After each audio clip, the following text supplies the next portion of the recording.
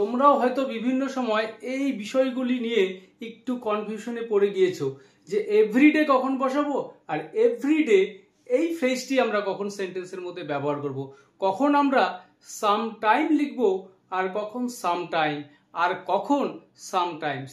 যদি এই বিষয়গুলি নিয়ে তোমাদের মধ্যে কোনো রকম কনফিউশন থেকে থাকে তাহলে আজকের এই ক্লাসটি তোমার জন্য। তো মনোযোগ সহকারে ক্লাসটি প্রথম থেকে শেষ পর্যন্ত দেখলে আশা করি আজকের ক্লাসেই এই যে ফ্রেজগুলি নিয়ে যে কনফিউশন পুরোপুরি আজকে তোমাদের দূর হয়ে যাবে। তো কয়েকটি সেন্টেন্সের মধ্য দিয়ে আমি তোমাদের বিষয়টা ক্লিয়ার করে দিব।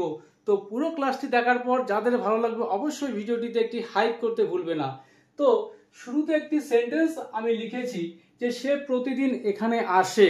এই যে সেন্টেন্সটি, এই সেন্টেন্সটি যখন আমরা ইংরেজিতে লিখব তখন আমরা কি ব্যবহার করব সেন্টেন্সের মধ্যে? এখানে কি আমরা এভরিডে না এভরিডে কোনটা ব্যবহার করব? অর্থাৎ এই যে এভরিডে যার মাঝখানে কোনো স্পেস নেই, এভরি এবং ডে এর মাঝখানে স্পেস নেই, এবং আরেকটি এভরিডে যার মাঝখানে স্পেস রয়েছে। তো এই বিষয়টাই তোমাদের জানতে হবে কখন আমরা স্পেস দিয়ে এভরিডে লিখব আর কখন স্পেস ছাড়া লিখব। তো সে প্রতিদিন এখানে আসে, অর্থাৎ কখন আসে, আসার টাইমটা এখানে উল্লেখ আছে। অর্থাৎ যখন আমরা সেন্টেন্সের মধ্যে এভরিডেটাকে অ্যাডভার্ব হিসেবে ব্যবহার করব সেক্ষেত্রে আমরা সেন্টেন্সের মধ্যে স্পেস দিয়ে এভরিডে লিখব। তো সে প্রতিদিন এখানে আসে, এই সেন্টেন্সটাকে আমরা বলবো he or she comes here everyday. Everyday সে এখানে প্রতিদিন আসে, বা শুরুতে আমরা নিয়ে আসতে পারি এভরিডে হি কামস হিয়ার। তো আশা করি বিষয়টা তোমাদের ক্লিয়ার করতে পারলাম। তো এইরকম অনেক সেন্টেন্স রয়েছে যে তিনি আমাকে প্রতিদিন পড়ান। অর্থাৎ যখন আমরা অ্যাডভার্ব হিসেবে ব্যবহার করব এভরি এবং ডে এর মাঝখানে একটা স্পেস রাখবো। তো সে প্রতিদিন এখানে আসে, হি কামস হিয়ার এভরিডে, অথবা এভরিডে হি কামস হিয়ার। তো পরের সেন্টেন্স, এটা তার প্রত্যেক দিনের নাটক। এই যে নাটকটা দেখছো স্কুল যাওয়ার সময় কান্নাকাটি করার ব্যাপারটা, এটা তার প্রত্যেক দিনের নাটক। এটা আমার প্রত্যেক দিনের রুটিন, এটা আমার প্রত্যেক দিনের খাবার। তো এইরকম সেন্সে যখন আমরা সেন্টেন্সগুলো তৈরি করব সেক্ষেত্রে আমরা এভরিডে লিখব উইদাউট স্পেস। অর্থাৎ এখানে এভরিডেটা সেন্টেন্সের মধ্যে অ্যাডজেক্টিভ হিসেবে ব্যবহার হবে। তো এটা তার প্রত্যেক দিনের নাটক, এই সেন্টেন্সটাকে আমরা বলবো this is his everyday drama. এটা তার প্রত্যেক দিনের নাটক, মানে স্কুল যাওয়ার সময় হলে পেটে ব্যথা, কান্নাকাটি। তো এখানে লক্ষ্য করে দেখবে এই এভরিডে শব্দের পরে একটি নাউন আমি ব্যবহার করছি। এরকম প্রত্যেক সেন্টেন্সেই যেখানে এভরিডে থাকবে তারপরে অলওয়েজ একটি নাউন থাকবে, কারণ এভরিডে শব্দটা সেন্টেন্সে এখানে অ্যাডজেক্টিভ হিসেবে ব্যবহার করা হয়। তো আশা করি বিষয়টা তোমাদের বোঝাতে পারলাম। আগের সেন্টেন্সের সঙ্গে অর্থাৎ এভরি এবং ডে সঙ্গে এই একসঙ্গে এভরিডে পার্থক্যটা কি? পরের সেন্টেন্স, এটা আমার প্রতিদিনের রুটিন। তো এই সেন্টেন্সটাকে আমরা কিভাবে বলবো? This is my everyday, this is my everyday routine. এটা আমার প্রত্যেক দিনের রুটিন। অর্থাৎ এই যে রুটিন নাউনটি রয়েছে তার সম্পর্কে এই শব্দটি অ্যাডভার্ব শব্দটি বললো কি রকম রুটিন? প্রত্যেক দিনের। তো এখানে এই সেন্টেন্সে এভরিডে হচ্ছে একটি অ্যাডজেক্টিভ। তো আশা করি এই এভরিডে এবং এভরিডের মধ্যে পার্থক্য কি এবং সেন্টেন্সে কিভাবে এদেরকে তোমরা ব্যবহার করবে বিষয়টা ক্লিয়ার করতে পেরেছি। তো এরপরে আরো কিছু সেন্টেন্স রয়েছে, অর্থাৎ এখানে সামটাইম, সামটাইম এবং সামটাইমস, এদের ব্যবহার নিয়ে আলোচনা করব এবার। তো আমি তাদের সাথে কিছুটা সময় কাটাই। তো এখানে আমরা কোন সামটাইম ব্যবহার করব? তাদের সঙ্গে কিছুটা সময় কাটাই, প্লিজ আমাদের সঙ্গে কিছুটা সময় কাটান। এই রকম সেন্সে যখন আমরা সেন্টেন্সটা বলবো কিভাবে লিখব? আমি তাদের সাথে কিছুটা সময় কাটাই, আই স্পেন্ড, কাটাই, কি কাটাই? কিছুটা সময়। তো এখানে আমরা লিখব সাম টাইম, অর্থাৎ এখানে সাম আর টাইমের মাঝখানে একটি স্পেস থাকবে, অর্থাৎ কিছুটা সময় অর্থে যখন আমরা বলবো some time, I spend some time, কিছুটা সময় কাটাই কাদের সঙ্গে, তাদের সাথে। তো এখানে with them, I spend some time with them, আমি তাদের সাথে কিছুটা সময় কাটাই। পরের সেন্টেন্স, আমাদের সাথে কিছুটা সময় থাকুন।